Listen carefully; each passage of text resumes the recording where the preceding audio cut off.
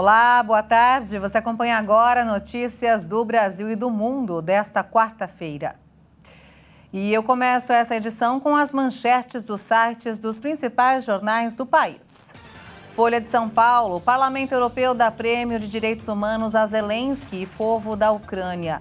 Honraria da União Europeia é destinada a defensores de direitos humanos e escolha reforça a aliança entre continente e Kiev. E agora o Estadão, tráfego de passageiros aéreos no Brasil mais que dobrará nos próximos 20 anos, diz Airbus. Segundo a fabricante, a tendência positiva na região é impulsionada pela expectativa de crescimento da classe média, acompanhado da evolução dos modelos de negócios das companhias. Valor econômico, Polícia Federal faz operação em municípios do Maranhão e Piauí para desarticular grupo que desviava verbas da saúde. Segundo a autoridade, os investigados fraudavam procedimentos de dispensa de licitação em Caxias, com desvio de recursos públicos federais, entre eles verbas para combate à Covid-19. E por fim, o Globo, o parque mais ameaçado da Amazônia, que fica no arco do desmatamento, é alvo de recorde de pedidos para a exploração de ouro. Em 2022, o número de requerimentos enviados à Agência Nacional de Mineração para garimpar no Cristalino 2 aumentou em 126%. Um levantamento divulgado hoje mostrou que mais de 78% da população brasileira pretende aproveitar a Black Friday comprando pela internet. Vamos conferir. O levantamento feito por uma empresa que analisa o comportamento dos consumidores indicou que este ano a maioria das compras da tão esperada Black Friday será feita de forma online. De acordo com a pesquisa, entre os itens mais cobiçados pelos brasileiros estão os eletrodomésticos e eletrônicos. Juntos, os dois segmentos representam 35% do potencial de compras na Black Friday. Os setores de moda, acessórios e cosméticos também estão na lista de desejo dos consumidores. O cartão de crédito deve ser o método mais utilizado para a aquisição de itens pela internet. 7 em cada 10 pessoas têm a intenção de utilizar esta modalidade de pagamento no período. Segundo a pesquisa, na Black Friday do ano passado, quase 90% dos brasileiros tinham interesse em adquirir itens pela internet. Apesar da queda deste ano, as intenções de compra seguem elevadas.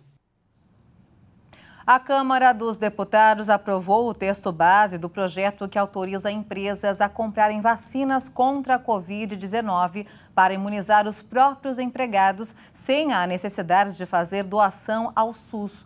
A medida provisória segue para o Senado.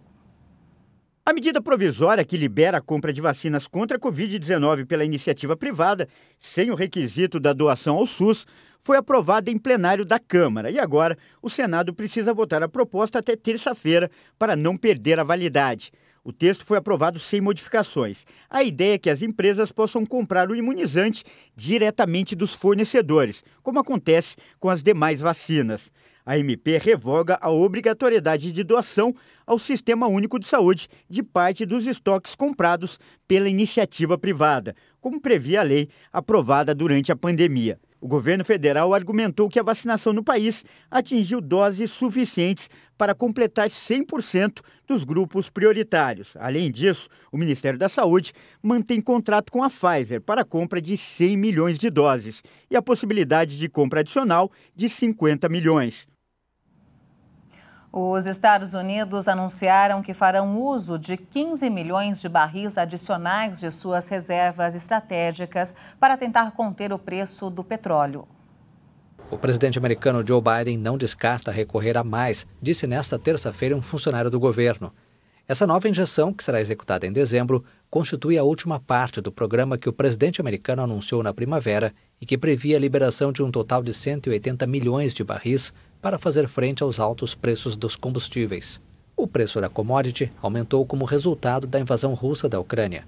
A notícia reportada nesta terça-feira por vários veículos de comunicação americanos durante o dia derrubou as cotações do petróleo.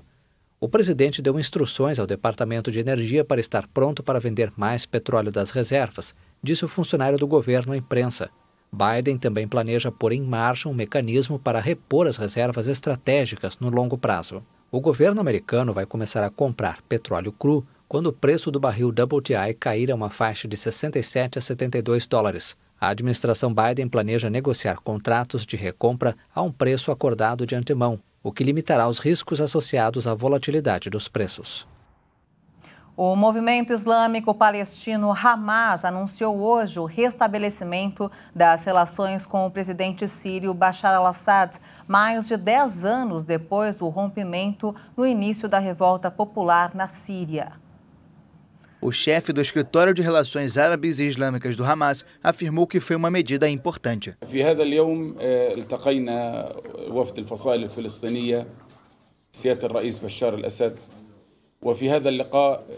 Hoje, a delegação dos grupos palestinos organizou um encontro histórico com o presidente sírio.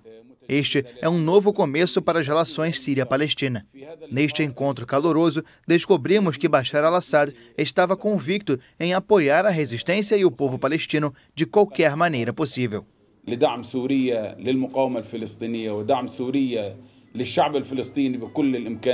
O Hamas se prepara para abrir um escritório de representação em Damasco como a primeira etapa para restabelecer as antigas relações. Nos últimos meses, os líderes do movimento islâmico palestino tiveram múltiplos contatos com altos funcionários sírios, com a mediação do Irã e do movimento xiita libanês Hezbollah. Durante anos, o poder sírio considerou a saída do Hamas um golpe fatal para o relacionamento, com alguns funcionários falando até em traição. A administração russa de ocupação de Kherson, no sul da Ucrânia, anunciou hoje que iniciou a retirada de moradores da cidade diante do avanço das tropas ucranianas e afirmou que os soldados da Rússia vão lutar até a morte.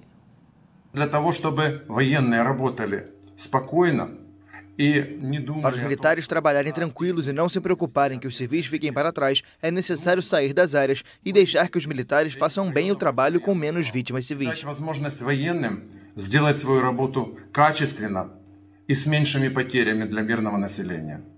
O exército russo pediu há 10 dias os preparativos da evacuação diante de uma contraofensiva que permitiu às forças ucranianas recuperar milhares de quilômetros quadrados no sul e no leste que tinham sido conquistados pelas tropas russas. O anúncio aconteceu em meio a uma campanha de bombardeios russos que destruiu em pouco mais de uma semana cerca de 30% das centrais elétricas do país. Mais de 70 pessoas morreram nesta ofensiva, que teve mais de 190 bombardeios com mísseis, drones e artilharia. A saída deve acontecer por 6 dias, com uma média de 10 mil pessoas a cada 24 horas. A cidade de Kherson, capital da região de mesmo nome, é alvo de ataques ucranianos contra uma série de infraestruturas. O Parlamento Europeu concedeu o Prêmio Sakharov de Liberdade de Consciência 2022 ao corajoso povo da Ucrânia, representado pelo seu presidente Volodymyr Zelensky, líderes eleitos e a sociedade civil.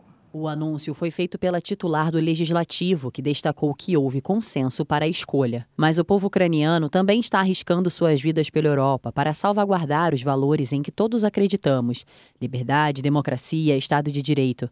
Não há ninguém mais merecedor deste prêmio. E ele vai para aqueles ucranianos que lutam, para aqueles que foram forçados a fugir, para os que perderam parentes e amigos, para os que se levantam e lutam por quem e no que acreditam. O presidente ucraniano Volodymyr Zelensky expressou alegria com a entrega do prestigioso prêmio e elogiou seu povo que luta pela liberdade e democracia. O prêmio pela resistência da Ucrânia à invasão russa foi decidido pela Conferência de Presidentes, formado também pelos líderes das bancadas parlamentares. O prêmio, que oferece 50 mil euros, vai ser entregue em uma cerimônia no Parlamento Europeu, na França, em 14 de dezembro. Criado em 1988, o prêmio reconhece indivíduos ou organizações por sua defesa das liberdades fundamentais. E essa edição fica por aqui. Eu volto logo mais no Jornal das 18h30, ao lado de Juliana Dariva, com outras informações. Obrigada pela sua companhia e até lá!